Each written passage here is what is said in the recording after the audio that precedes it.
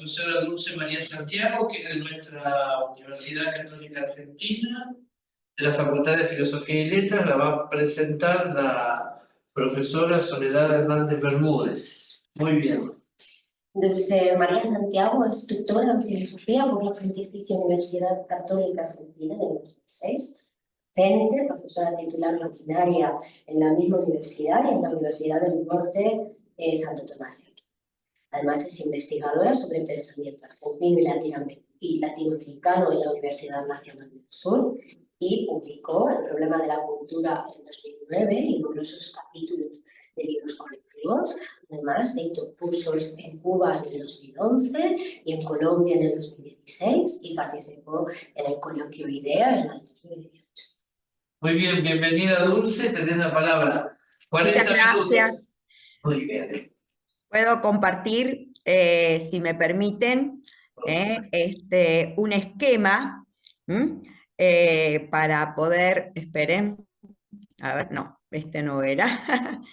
Ya un segundito para presentar el tema precisamente que les voy a trabajar. Ahora sí, esperen un segundo.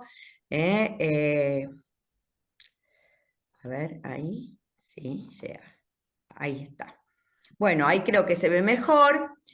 Precisamente el tema que voy a trabajar es más macro que los que venimos trabajando o tratando en esta jornada.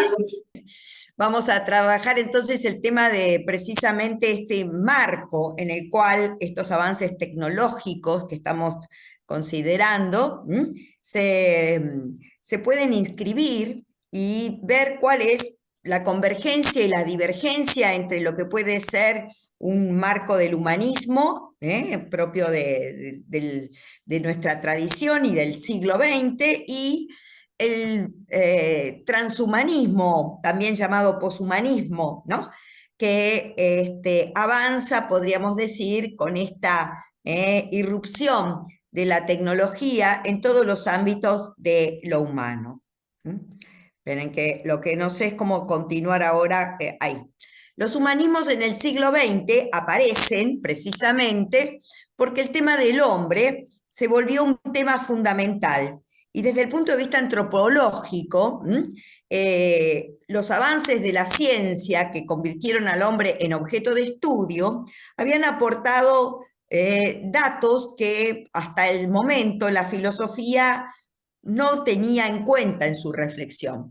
Cuando Max Scheler intenta fundar la antropología filosófica para marcar precisamente la necesidad de incluir lo que la ciencia también dice sobre el hombre, dice: no poseemos una idea unitaria del hombre. En ninguna época ha resultado el hombre tan problemático como en la actualidad, estamos un siglo atrás, ¿no? Ya que la multiplicidad siempre creciente de ciencias especiales que se ocupan del hombre ocultan la esencia mucho más que la iluminan. Y entonces buscaba esa idea unitaria del hombre que precisamente tenía por objeto, me pasé, perdón, por objeto tratar de que realmente el hombre fuera, podríamos decir, develado por la filosofía. Entonces aparecen los humanismos. Los humanismos sobre todo aparecen hacia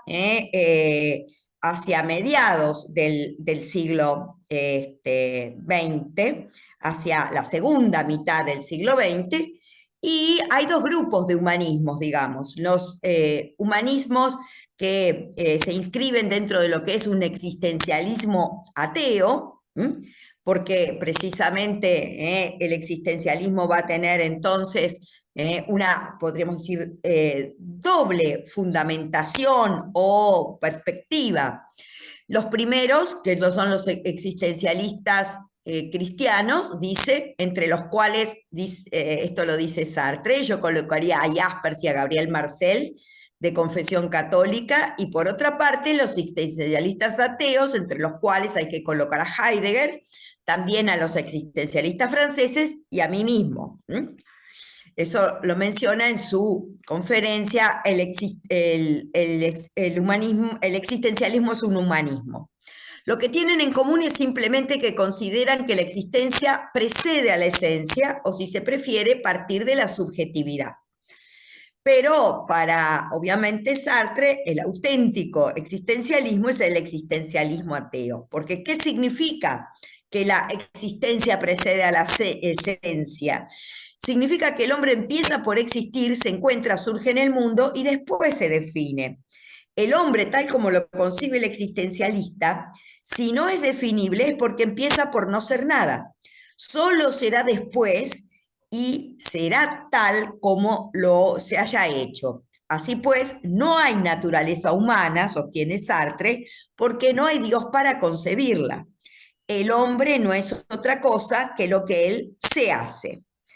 Estos existencialismos que de alguna manera marcaron a fuego la cultura, sobre todo europea, del siglo XX, al llegar al fin del siglo, empiezan a entrar en crisis, sobre todo a partir de una conferencia de Heidegger, que es la Carta sobre el Humanismo, donde realmente empieza a poner, podríamos decir, en duda que el humanismo realmente haya sido algo que lo haya hecho más humano al hombre.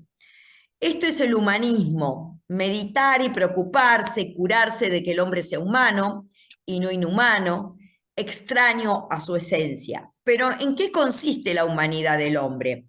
Ella estriba en su esencia. Lo que en realidad comienza a ser, podríamos decir, desquebrajada es la idea de que el hombre tenga una esencia o naturaleza. Y por eso se cuestiona desde dónde y cómo se determina la esencia del hombre. Todo humanismo se basa en la metafísica, o sea, en la metafísica occidental, esa que en Sed y Tiempo en 1927 va a cuestionar, el extravío de los intentos de definir al hombre, la mala interpretación de la definición aristotélica de hombre como animal racional, la incapacidad de alcanzar la esencia del hombre en el humanismo histórico y la necesidad de radicalizar la pregunta por lo humano desde la pregunta por el ser. Este es el planteo que hace Heidegger. Después de Heidegger, le responde Peter Sloterdijk, en su conferencia Normas para el Parque Humano, que es una respuesta a Heidegger, dice: Heidegger deja al descubierto perturbadoras consecuencias. El humanismo en su forma antigua, tanto como en sus formas cristiana y moderna, es identificado como el responsable de un no pensar de 20 siglos, con sus presupuestos apresurados, sus al parecer evidentes e inevitables definiciones de la esencia de hombre. Se lo acusa de haber impedido el surgimiento de la auténtica pregunta por la esencia.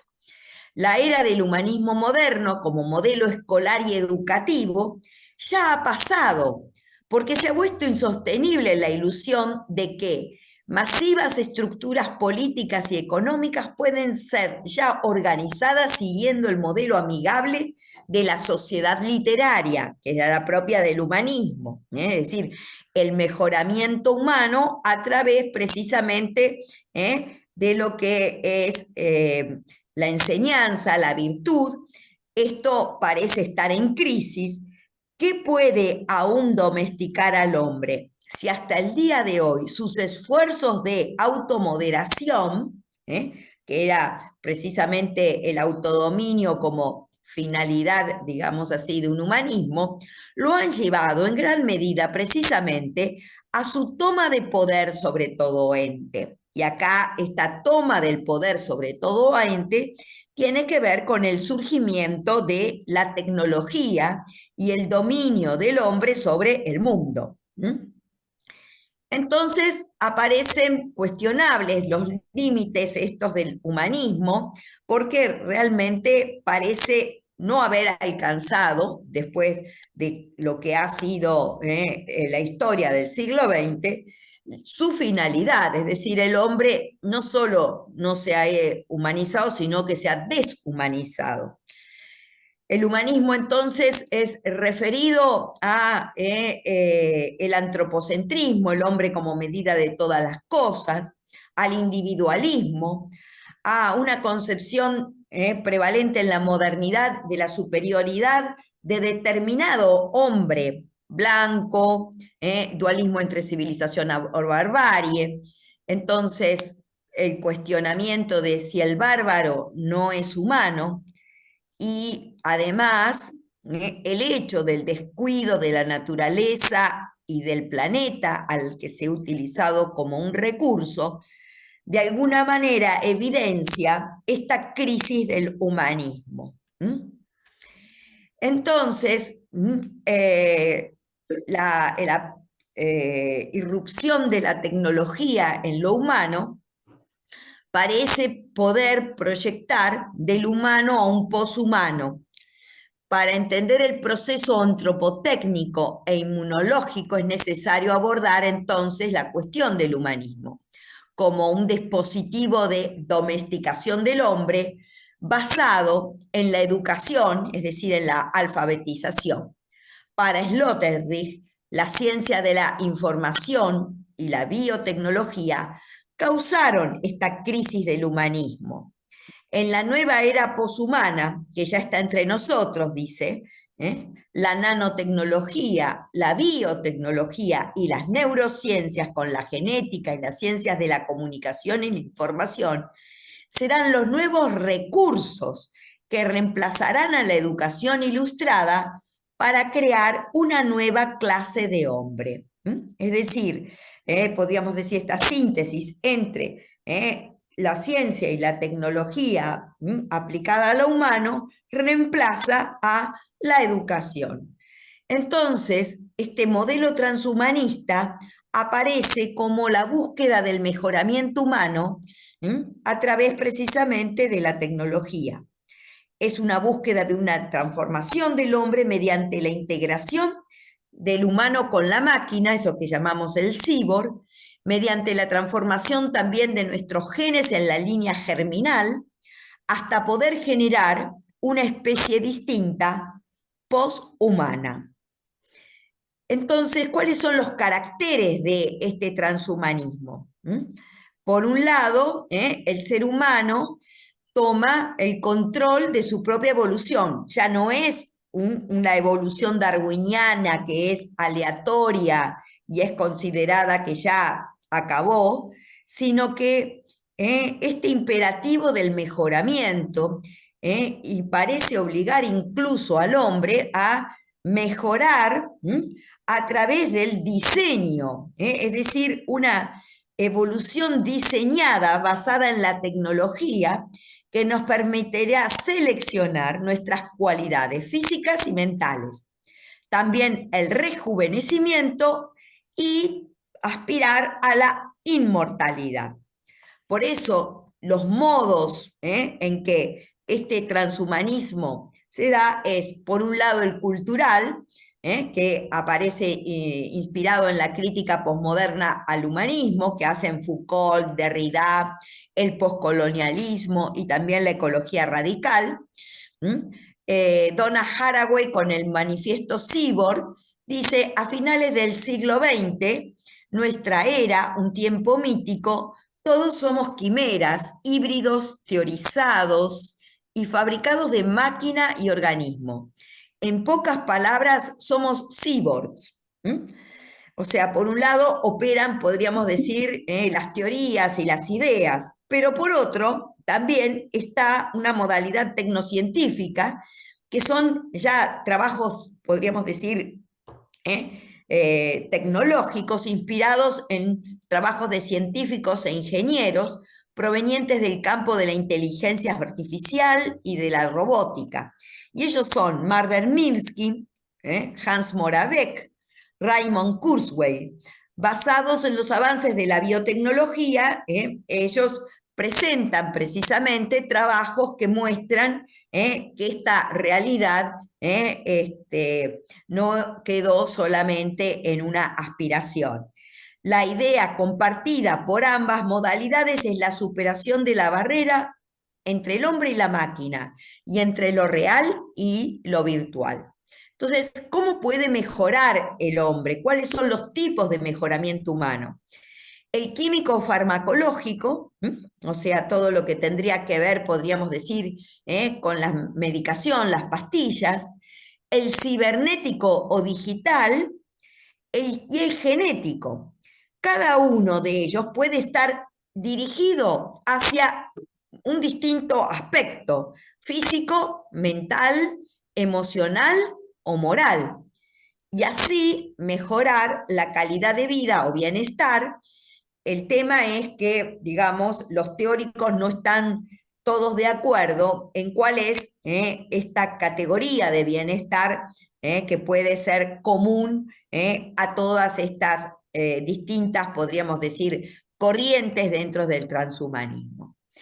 Argumentos para el mejoramiento humano. ¿Qué dicen los transhumanistas? Que la tecnología ha sido siempre un instrumento de mejoramiento humano que ha posibilitado el desarrollo de la cultura gracias a las cuales disfrutamos de la escritura, la ciencia, el arte, estas llamadas prótesis culturales que amplían nuestras capacidades cognitivas, hoy serían reemplazadas entonces por la inteligencia artificial y la robótica. Y atención, porque el imperativo es ético, es muy importante, es decir, no intentar mejorarnos es faltar a un deber moral, causando un perjuicio objetivo. Poner límites a la libertad del mejoramiento, por ejemplo, a padres que quieran mejorar a sus hijos, es ir contra el principio de beneficencia procreativa de Zabulescu. También es legítimo permitir el mejoramiento genético con una finalidad terapéutica, pero hay que limitar o prohibir cuando la finalidad más que terapéutica es mejoradora. ¿Y cómo trazar la diferencia entre una finalidad meramente terapéutica o una mejoradora? Porque nadie se opone al mejoramiento humano, ya sea intelectual, psicológico, moral o físico, mediante las técnicas sociales o culturales como la educación y el deporte. Si no nos oponemos a ellas, ¿por qué nos vamos a tener que oponer a las nuevas, podríamos decir, formas de mejoramiento? El mejoramiento es un fin deseable, pero el medio para conseguirlo, para el transhumanismo, no es éticamente relevante. Ya sea que se consiga por la educación o por la ingeniería genética, lo que está justificada es la finalidad. Y las mediaciones que tiene el transhumanismo para realizar este objetivo del mejoramiento humano son la nanotecnología, que será capaz de reparar en el campo terapéutico molécula a molécula, la biotecnología, capaz de manipular nuestro ADN, el Big Data, o recompilación de datos para determinar los gustos del consumidor. Piensen, por ejemplo, cómo muchas veces se utilizan como objeto de manipulación, ya sea política, ya sea para el mercado. Por lo tanto, constituyen de alguna manera una forma de lograr ese objetivo de mejorar algún aspecto a través precisamente de esta manipulación. También la inteligencia artificial, que puede competir con la humana, según el transhumanismo, las neurociencias cognitivas que investigan los procesos cerebrales de manera integrada desde el nivel molecular hasta también considerar el ambiente social y cultural, como en el caso, por ejemplo, de Facundo Manes. Y ante los retos del transhumanismo, no podemos caer ni en la libertad absoluta ni en el control total, sino buscar una regulación para poner algunos límites que no puedan traspasarse. Jean-Luc Nancy decía que la palabra hombre se volvió entonces hoy extraña. El desquicio viral nos desvía de nuestro supuesto destino anterior de sobrehumanos o transhumanos y nos retorna a nuestra condición de bípedos sin plumes. Esto lo dice justo en la época pandemia, donde él, bueno, murió justo al finalizar, y de alguna manera su última reflexión tiene que ver con esto, pero con el don del lenguaje y del pensamiento para sondear el abismo del contagio.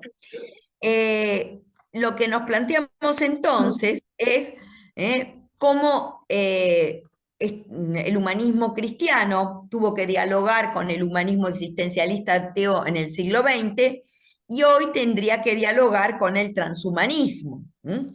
Y se vuelve entonces la necesidad imperiosa del humanismo, dice la Laudato Si, que de por sí convoca a los distintos saberes, también el económico, hacia una mirada más integral e integradora.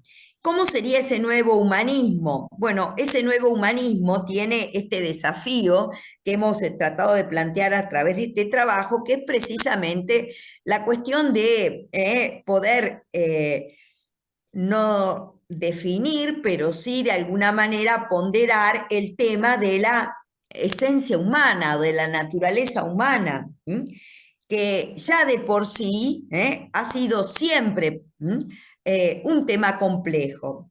Si recordamos, a Blas Pascal decía en sus pensamientos: reconoced pues, soberbios, que paradoja sois para vosotros mismos, humillaos. Razón, impotente, naturaleza, imbécil. Sabed que el hombre supera infinitamente al hombre. Entonces hoy hablar de humanismo o pensar en una recuperación de lo que parece perdido, que es el concepto o la idea de la naturaleza humana o de la esencia humana, implica tener en cuenta que ya también para Pascal era algo indefinible el hombre, porque era precisamente un ser finito pero abierto a la infinitud. Y esta finitud abierta a la infinitud que retoma Nancy tiene que ver con que, bueno, este nuevo humanismo deberá superar este antropocentrismo que lleva al egocentrismo o al monocentrismo, y según propone Nancy, dice, esa frase que decimos soy humano y nada humano me es ajeno, debería transformarse en soy humano y nada humano y no humano me es ajeno. El humanismo tendría que ser un humanismo, podríamos llamar, planetario y hasta cósmico, también, como dice Levinas, un humanismo del otro hombre, es decir, no quedar cerrado a el modelo de lo antropocéntrico, y quedar abierto a una concepción mucho más biocéntrica, pero que incluya todas las dimensiones del ser, lo ambiental o lo socioambiental, y como dice la Laudato Si, hasta también tener en cuenta lo económico, para que no responda solamente por lo humano, sino por algo más allá de lo humano también. Y que esto es, podríamos decir, lo que podría ser la base de un nuevo humanismo. Bueno, hasta acá la exposición que tenía pensado presentarles, porque en realidad es más una propuesta que una respuesta o una definición. Así que es como una tarea, podríamos decir, que queda pendiente para esta nueva etapa de esto que llamamos el humanismo o el nuevo humanismo, para seguir siendo humanos. Muchas gracias. Gracias.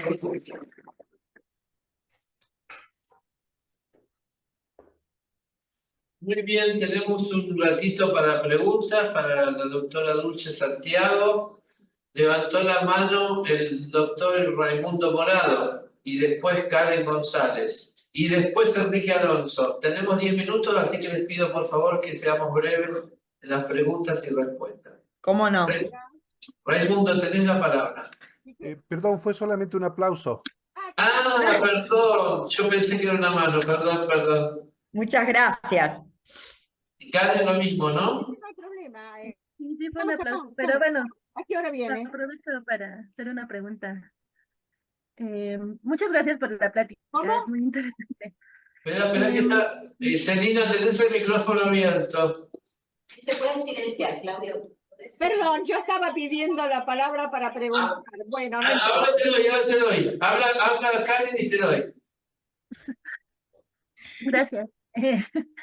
Em, Perdón, nada más es como una pregunta de clarificación, o sea, sí, creo que es que sí está como muy, la filosofía posmoderna me da la impresión, como que abre muchísimo el camino, pues como a decir, casi cualquier cosa es posible, ¿no? Y que justo en ese sentido sí sería muy difícil defender, tratar de defender, como que hay una naturaleza humana que sí deberíamos tratar de cuidar, ¿no? Entonces, nada más es como si en algún autor de estos que usted ha analizado con bastante profundidad, sí encuentra mucha claridad en una posibilidad así. Sí. Como El tema es el siguiente, como bien planteaste, el transhumanismo está, digamos así, en el paradigma de la posmodernidad. Por eso precisamente abre totalmente la posibilidad de lo humano hacia algo indefinido, carente de, podríamos decir, de límites, y al romper todos esos límites, obviamente lo humano queda como diluido en la totalidad. Entonces es como que es difícil, yo planteé cuál es la cuestión en la que realmente entre el paradigma posmoderno, poshumano, transhumano, y el del humanismo, y el del humanismo tradicional, y del humanismo que después se denominó humanismo cristiano para diferenciarse del humanismo ateo, etc.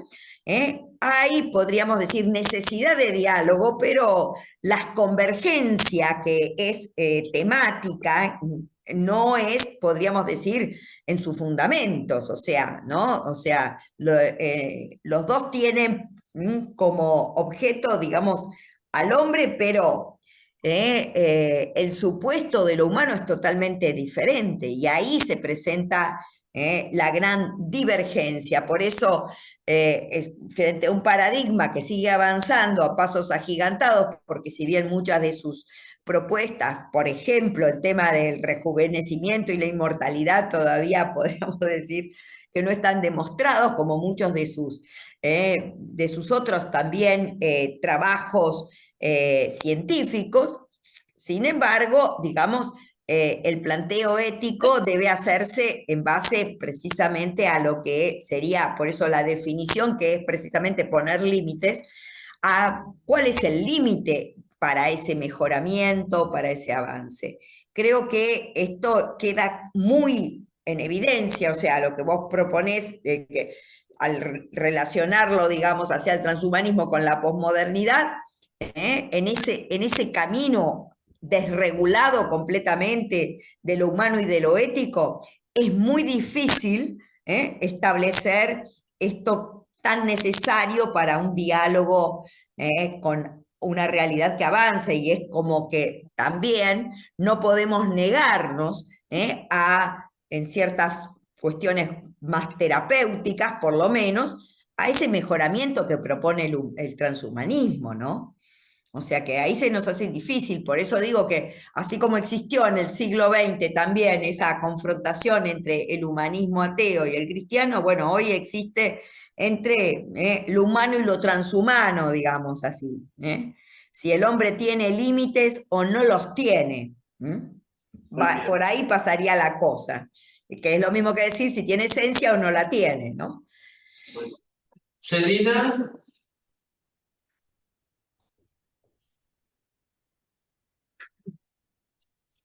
A mí me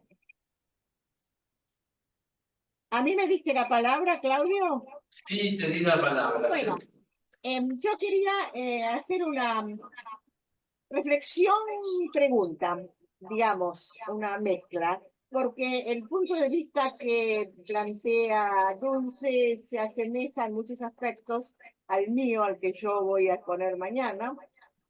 Y es la preocupación precisamente de los límites de una superación o mejoramiento del humanismo tradicional.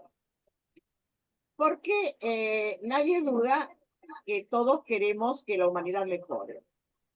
El problema que me parece que no, y esta es mi pregunta, comentario, no está resuelto, y creo verlo un poco, aunque no muy expresamente en lo que dice Dulce, no está resuelto por la teoría humanista y tampoco por la teoría posthumanista. ¿Quién decide qué es lo mejor? Porque daría la impresión de que el humanismo, desde el Renacimiento, fue elitista. Claro. Los humanistas eran elitistas. Tan elitistas que despreciaban a los pobres frailes tradicionalistas. El iluminismo francés fue elitista. Llamémosle así, pensamiento moderno inglés fue elitista. Más elitista que Locke no se puede ver. Los pensamientos, diríamos, humanistas, no se llamaban así, pero que podrían equipararse a lo que hoy llamamos humanismo de principios del siglo XX y su epistemología, etcétera, fueron elitistas, como fue elitista el positivismo. De modo que la idea de esa democratización que propone el humanismo como teoría, a mí se me aparece como una especie de utopía. Y mi preocupación es precisamente que, por un lado, estamos pidiendo y promoviendo un mejoramiento de la especie humana, pero no como especie, sino cada individuo, los individuos que la componen, y por otro lado, aparecen unas prácticas que en realidad orientan ese mejoramiento a lo que más o menos cada grupo considera que es mejor. Y esto lo hemos visto claramente en el quiebre ideológico entre Occidente y Oriente, y que todavía lo seguimos viviendo. Entonces, para mí es una preocupación, y yo diría que es casi como un problema irresuelto, en un sentido un poco diferente, pero no tanto de lo que se planteaba con Gödel, etcétera, hace dos ponencias. Bueno, esto era mi preocupación y lo que quería plantearte, Luis. Gracias, Celina. Breve, Dulce, porque tenemos dos preguntas más. Sí, gracias, Celina. Vos sabés que uno de los argumentos precisamente que usa el transhumanismo es esto de que es verdad, todos estos avances van a ser para mejorar, pero el problema es que van a generar más desigualdad, porque van a poder mejorar algunos, como vos planteás, y no todos.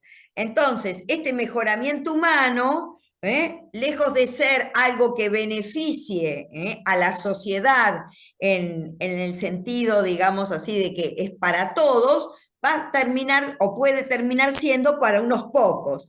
Y ellos lo ven como un problema, o sea, dentro del, podríamos decir, el paradigma posmoderno, transhumanista, es uno de los riesgos que ellos evalúan si esta perspectiva del mejoramiento no termina siendo, como vos decís, para algunos. Sobre todo en el hemisferio norte, digamos, ¿no? Donde prevalecen estas ideas, podríamos decir, que tienen siempre que ver con la élite, como puede ser, por ejemplo, desde la Ilustración en adelante.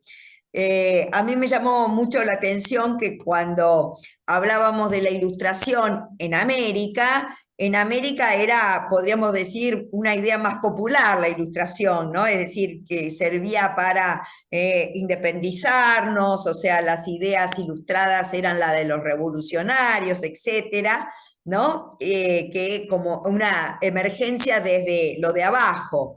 En cambio, en Europa era la clase superior, digamos, la que detentaba estos ideales así ilustrados o racionalistas, etc.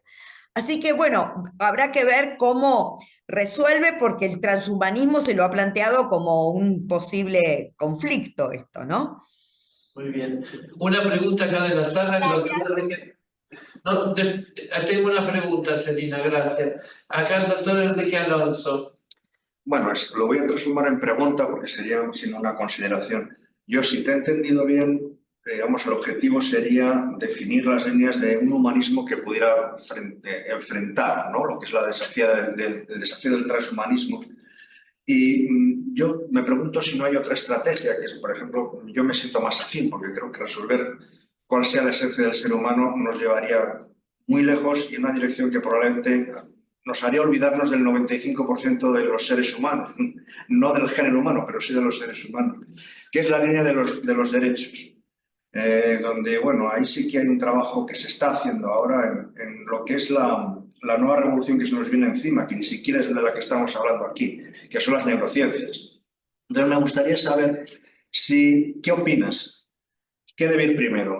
¿El discurso, digamos, filosófico acerca de la esencia del ser humano o el debate también filosófico acerca de los derechos que los seres humanos tenemos, por ejemplo, para mantener nuestra integridad como mentes, que es lo que se fija en los 5 neuroderechos básicos que estamos trabajando ahora y que deseamos llevar a nivel legislativo? Es decir, no es un debate, es una realidad. Queremos que eso se proteja, que nos proteja a todos.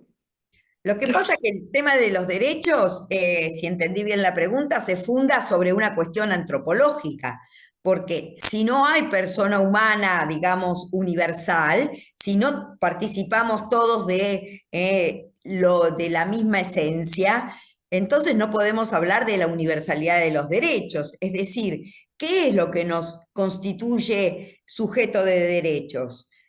A todos, porque en realidad... La Carta de Derechos Humanos, básicamente. Claro, pero la Carta de Derechos Humanos, si no supone una concepción de lo humano, una concepción universal, no puede apelar a una declaración universal de derechos humanos. Para que esa declaración tenga una validez universal, tiene que haber una universalidad previa, es decir, en la consideración de lo humano, porque si no van a ser derechos para a los que se considera humanos o para algunos humanos o en alguna situación, y ya no es una, podríamos decir, declaración universal, porque no tiene universalidad. Es decir, la universalidad de los derechos se funda en el concepto del universal hombre, si no, no tiene, podríamos decir, fundamento, sustento para aplicarse de manera universal. Que ahí está la cuestión, es decir, cuando si negamos la naturaleza del hombre, si negamos la existencia de una esencia común a todos los hombres, no somos todos iguales. Algunos serán humanos, otros no tan humanos, etc. Y por lo tanto los derechos no se aplicarán de la misma forma, porque para acceder a los derechos hay que acceder primero a la humanidad. ¿Se entiende lo que estoy diciendo? Sí, perfectamente. Sí, muy bien. O sea que también es una cuestión, podríamos decir, ligado a esta preocupación social que tiene que ver con esto de, bueno, si no reconocemos en el hombre una naturaleza común, entonces se viene abajo el edificio de los derechos humanos universales. Muy bien, muchísimas gracias. Muy interesante todo lo que están discutiendo, poniendo. Gracias, Dulce. Le damos un aplauso. Gracias a ustedes por invitarme.